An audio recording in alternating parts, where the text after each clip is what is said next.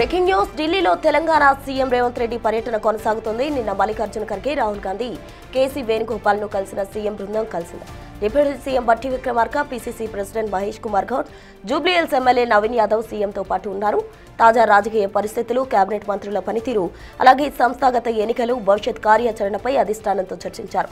అధిష్టానంతో సమావేశం తర్వాత రాష్ట్రానికి పెట్టుబడులపై దృష్టి సారించారు. ముఖ్యమంత్రి రేవంత్ రెడ్డిని విన్ గ్రూప్ ఆసియా సీఈఓ కలిశారు. తెలంగాణలో పెట్టుబడులపై ఆసక్తి చూపించారు. భారత్ ఫ్యూచర్ సిటీలో పెట్టుబడులకు ఉన్న అవకాశాలు విన్ గ్రూప్ ఆసియా సీఈఓ ఫామ్సాన్తో సీఎం రేవంత్ రెడ్డి చర్చించారు. ఎలక్ట్రిక్ వెహికల్ తయారీ యూనిట్లు, బ్యాటరీ స్టోరేజ్ యూనిట్లను స్థాపించేందుకు ఆసక్తి చూపించింది win group.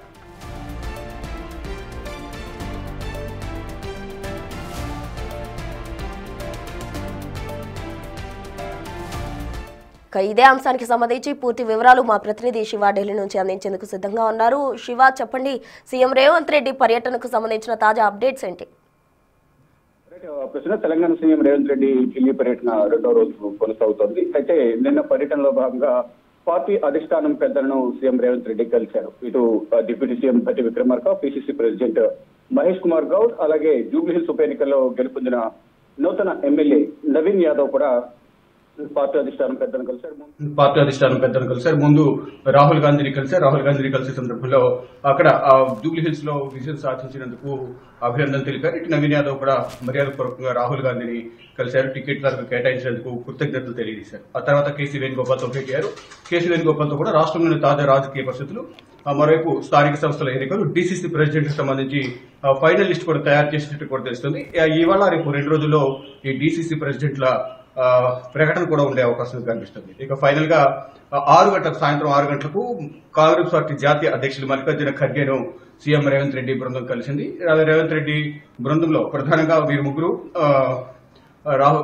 Rahul Gandhi, KC Venugopal కలిసిన తర్వాత సీఎం రేవంత్ రెడ్డితో పాటు భట్టి, పీసీసీ, అలాగే నవీన్ యాదవ్ నలుగురు కూడా మల్లికార్జున ఖర్గే కలిశారు. రాష్ట్రంలోని తాజా రాజకీయ పరిస్థితులు, సంస్థాగతంగా పార్టీని బలోపేతం చేయడం పైన కూడా, అంటే తెలంగాణలో పార్టీ బలంగా ఉంది కాబట్టి ఇంకా మరింత బలోపేతం చేయడానికి భవిష్యత్ కార్యాచరణ గానీ, మరోవైపు కేబినెట్ పనితీరు ఏ విధంగా ఉంది అనే అంశాలపై సీఎం రేవంత్ రెడ్డితో ముగ్గురు అగ్రనేతలు కూడా చర్చించారు. పార్టీ పనితీరు పైన ముగ్గురు కూడా సంతృప్తి వ్యక్తం చేశారు. అంటే జూబ్లీహిల్స్ ఎన్నికల్లో విజయం సాధించినందుకు సీఎం రేవంత్ రెడ్డికి, మిగతా పీసీసీ, అలాగే మీనాక్షి నటరాజన్, ఇటు భట్టికి అభినందనలు తెలియజేశారు. ఇక దీనితో పాటు రాష్ట్ర పార్టీకి సంబంధించి బలోపేతానికి సంబంధించి అధిష్టాన పెద్దలు చర్చించిన తర్వాత రాష్ట్రంలో పెట్టుబడులను ఆకర్షించే పనిలో సీఎం రేవంత్ రెడ్డి నిమగ్నమై ఉన్నారు. నిన్న అగ్రనేతలను కలిసిన తర్వాత పెట్టుబడులకు సంబంధించి కొంతమంది పారిశ్రామికవేత్తలు కూడా కలిశారు. దానిలో భాగంగా విపిన్, ఒక పారిశ్రామికవేత్త, సీఈఓ కలిశారు సీఎం రేవంత్ రెడ్డి. అధిష్టానంతో భేటీ అనంతరం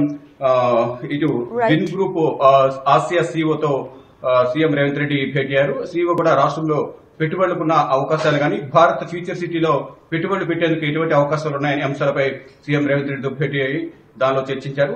తెలంగాణ రాష్ట్రంలో మేము పెట్టుబడులు పెట్టేందుకు సిద్ధంగా ఉన్నామంటూ కూడా సీఈఓ, అలాగే విన్ గ్రూప్ చైర్మన్ ఇద్దరు కూడా తెలియజేశారు. అయితే ఇప్పుడు డిసెంబర్ లో జరగబోయే 8-9 తేదీలో సమిట్ ఉంది కాబట్టి గ్లోబల్ రైజింగ్ సమిట్, ఆ సమిట్ కు హాజరు కావాలంటూ కూడా సీఎం రేవంత్ రెడ్డి వారిద్దరిని ఆహ్వానించారు. వచ్చిన తర్వాత పెట్టుబడులకు సంబంధించి అన్వయం కూడా కుదిరే అవకాశం కనిపిస్తుంది. మొత్తం చూసుకుంటే ఢిల్లీ పర్యటనలో భాగంగా అధిష్టాన పెద్దలను కలవడంతో పాటు రాష్ట్రంలో పెట్టుబడులకు సంబంధించి పలువురు పారిశ్రామికవేత్తలు కలిశారు.